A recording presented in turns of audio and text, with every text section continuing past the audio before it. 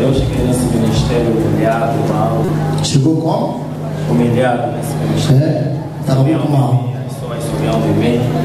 Mas no dia 8, para não resenhar, dia 5 de outubro, eu liguei para o pastor Domingo e disse: pastor, estou à espera de uma chamada. O pastor disse: não vai passar 18 horas, vão ligar para ti. Na altura eu estava a participar e no jogo de enviar mensagem na Unitel a ganhar um carro. Então, quando foi 18 horas, ligaram para mim e ganhei um carro no dia 5 de outubro.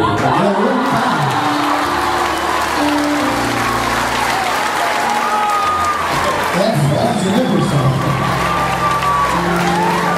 Você está abençoado, ganhou o carro, foi?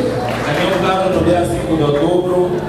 No dia 19 de novembro ganhou o segundo carro. No dia 29 ganhou o terceiro carro. Pode glorificar o nome de Jesus. Você é muito mais vitória em nome de Jesus. Tá? Vem cá.